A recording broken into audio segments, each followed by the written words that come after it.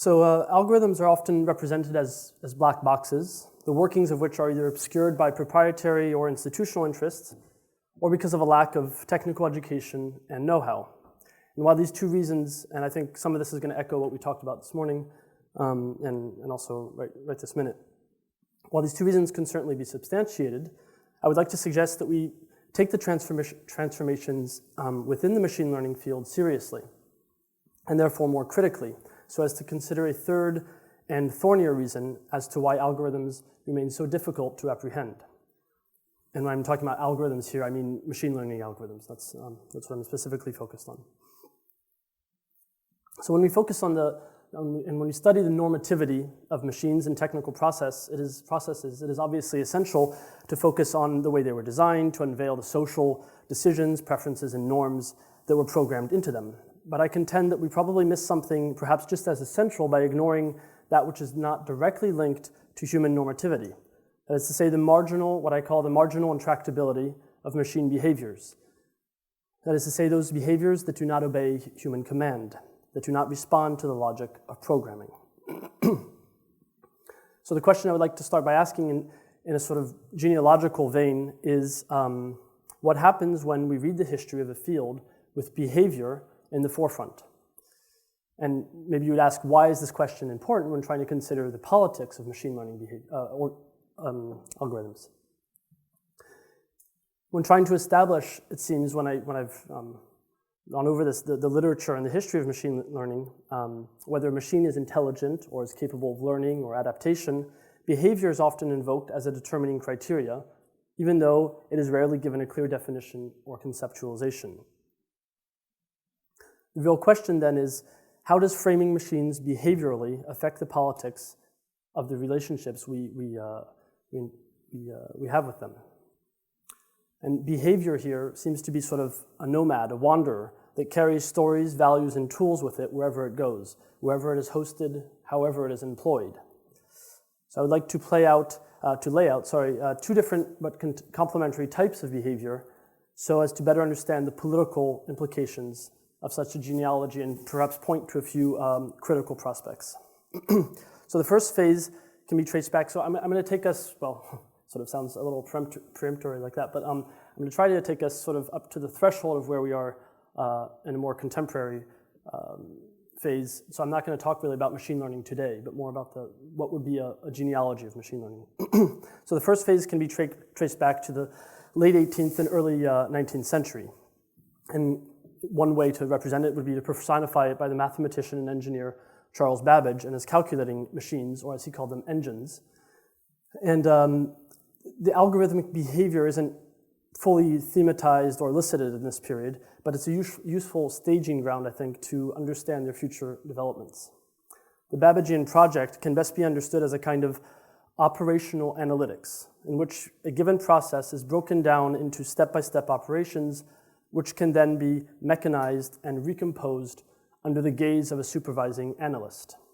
To understand the weight of Babbage's difference in analytic machines, which were nothing more than fascinating prototypes while he was alive, one must not forget the political and economic project they materialized. Babbage explicitly sought to extend the division of manual labor to intellectual operations such as calculation.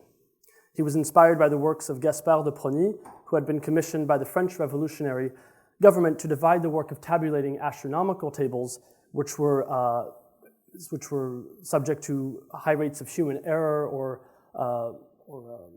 even fraud. And so he was commissioned to divide that work into operational teams. So Babbage here is learning lessons from de Prony, who got his ideas from Adam Smith. I'm making sort of grand claims here and very, it's obviously a lot more detailed than what the picture I'm giving. It would be therefore rather misguided to consider that Babbage's analytic machine was the sole agent of mathematical mechanization. Intellectual labor of calculation had already been demoted, or déclassé, as Lauren Daston reminds us, in its social value and privilege to a menial mechanical task. And this translates into a more theoretical stance that we should probably try to keep in mind, that mechanization and automation do not necessarily wait for machines to exist. They can already exist in organic assemblages as products of rationalization. So the theoretical claim here is just to say that there's always a third term lurking, always trying to, in its work, the work in the third term is rationalization, and rationalization's work seems to be to always obfuscate itself, always hide itself behind sort of an immediate interaction between technology or technical means and human capacity.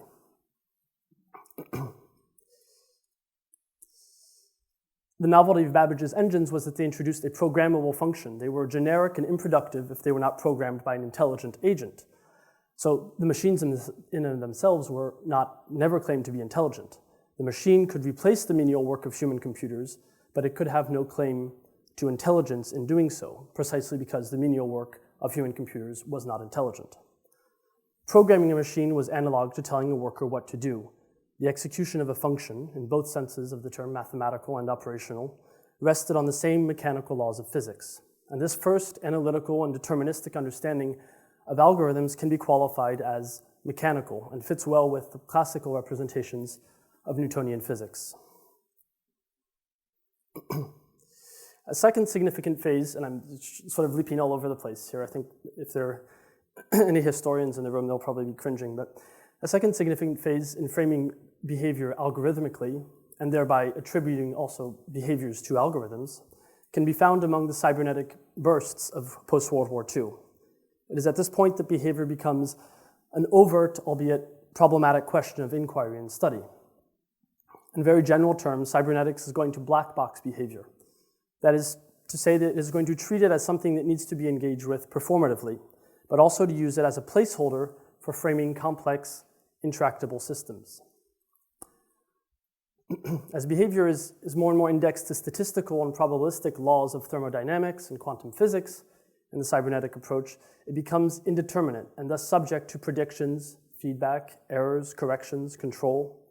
Behavior control here plays out very differently than it does in the Babbagean framework, where control comes from a superior and extrinsic analytical position, which supposedly confers full tractability over the given process. So for the different strands of cybernetics, ranging from Norbert Wiener to Ross Ashby, Gregory Bateson, Stafford Beer, black boxes are never fully tractable. They always escape a complete analysis insofar as they are dynamic systems, the temporal states of which are irreversible. So for cybernetics, there is no going, you can't pedal backwards. Which is, in ontological terms, is absolutely central to the shift that occurs with cybernetics.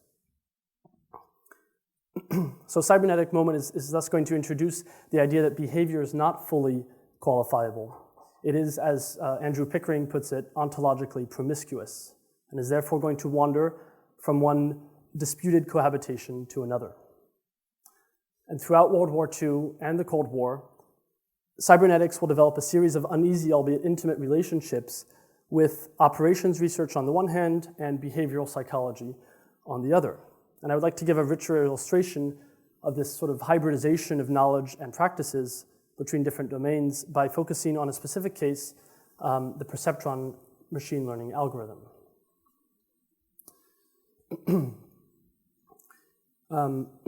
So the Perceptron, which sort of sounds like James Bond's latest nightmare or an indestructible supervillain, is actually considered to be one of the simplest and stupidest machine learning algorithms. It's probably because it's the first one also, so it didn't get a very venerable, you don't remember it very venerably.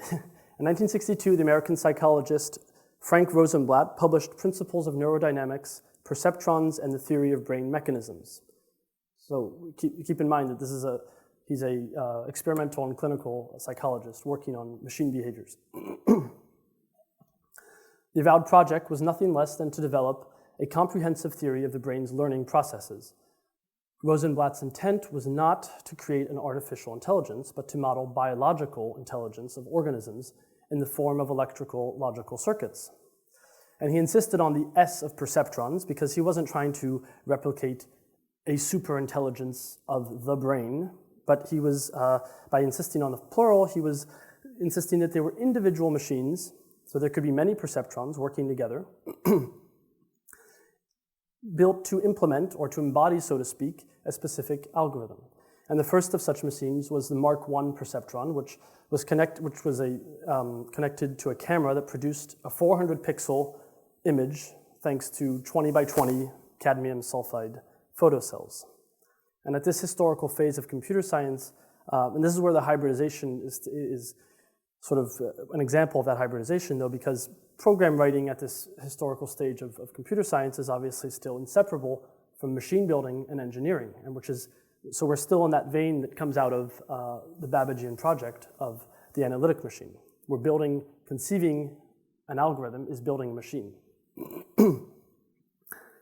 There was a little excerpt that I was going to read, but there's a format problem, so I'm just going to read the points So Rosenblatt insists on the fact that perceptrons, and the language he uses is very striking because it's all very, definitely rings very behavioral psychology. So perceptrons, he says, are part of a larger experimental setup where the perceptron is interacting with an environment, but also a controller.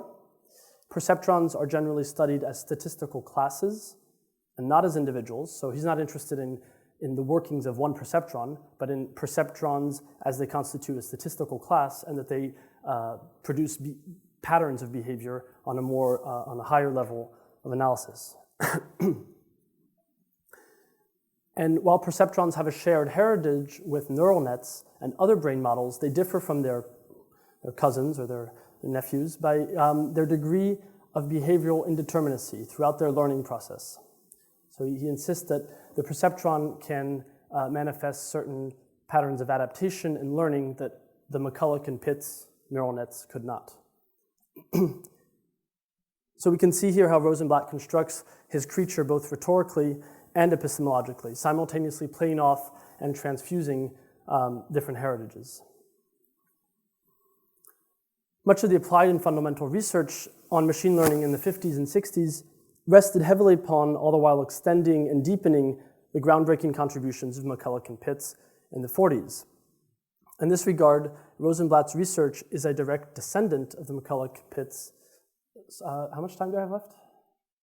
5 minutes, all right. All right, so I'm going to sort of speed up a little bit.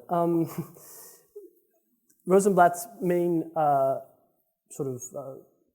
so obviously he recognized the import of the McCulloch-Pitts neural nets, but his main sort of jab at them was to say, well, if we want to be interested in memory storage, we also have to be interested in what the machine is memorizing and what it is, and how it memorizes. So that means how it perceives also. So hence the name perceptron.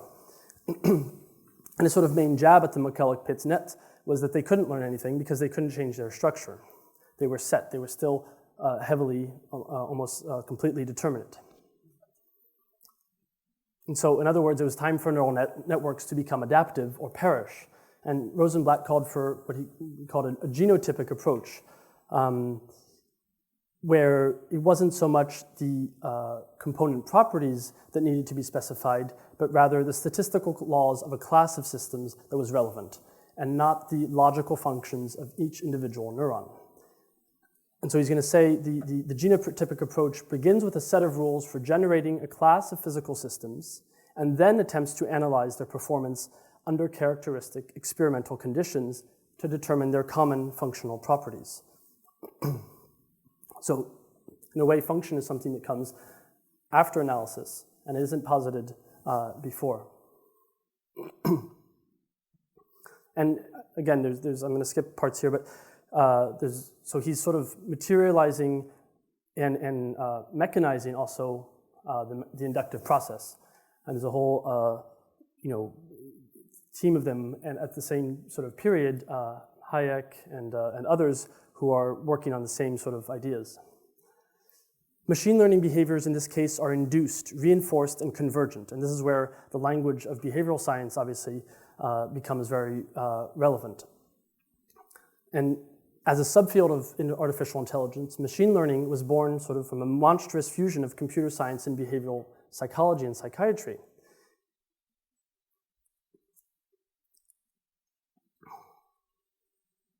it's hard to parse through as time ticks away.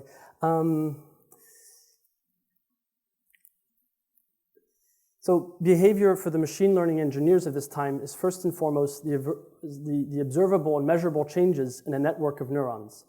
These changes, however, are not inventive in nature. They do not produce unprecedented ways of organizing the environment. Learning here and adapting is responding to an environment. And that's the behavioral conception of what adaptation and learning is responding, having certain reactions to stimuli of an environment. So similarly to the infamous rat in its labyrinth, machine behaviors are induced insofar as they respond to a trigger in the experimental environment, then reinforced in order to guide and strengthen certain responses, and finally converged into statistically meaningful model. The behavior of the machine is thus a model against which organic behaviors can be tested and compared. And the iteration that sort of took place is the following. So theoretical frameworks and empirical models of organic behavior stemming from behaviorism and neuropsychology informed expectations and designs of what it was for a machine to behave. The behaviors then observed in machines were fed back into models of organic behavior. We have like 2 more minutes? 2 minutes? Great, thanks. So what I'd like to emphasize is that machine and organic behaviors suffered a similar, if not the same, plight. And in the late 1980s, computer scientist and engineer Rodney Brooks published a now seminal article titled Intelligence Without Representation, in which he laid out the key findings of his applied research in behavior-based robotics and called for engineering creatures, that is to say, autonomous, mobile robots without a central representation program that are capable of learning behaviors by exploring real environments. So he called for engineering these creatures in the wild, so to speak, that is to say, outside of experimental laboratories. Interestingly, he draws on similar influences when he exposes his theoretical groundings as Merleau-Ponty, Canguilhem, or Vincent-Després, namely the work of ethologist Jacob van Wexkull, for whom an organism does not simply respond to pre-existing milieu, but actually structures its relationship with the milieu around what is significant and remarkable for its perceptive structure. So, and Brooke insists on the exteriority of the perceptive process. Each activity producing layer, he says, connects perception to action directly. It is only the observer of the creature who inputs a central representation or central control. The creature itself has none. It is a collection of competing behaviors. Out of the local chaos of their interactions, there emerges, in the eye of an observer, a coherent pattern of behavior. There is no central purposeful locus of control. And this tension points to what I called the marginal intractability of behavior, insofar as there seems to always be something in a behavior that can only be intelligible, graspable, or tractable by taking a detour, more often than not several detours, through other modes of existence with which the behavior in question must compose its action. So and I get just to end then, so in a sort of, and maybe we can, hopefully we'll be able to talk about it, is that, so what I'd like to suggest here is that there's a transductive dimension of behavior, and which forces us to ask how, not what behaviors are, but how we behave with algorithms. And the behavior, therefore, is obviously always a fragmented network distributed over different modes of existence. Thanks, sorry for the...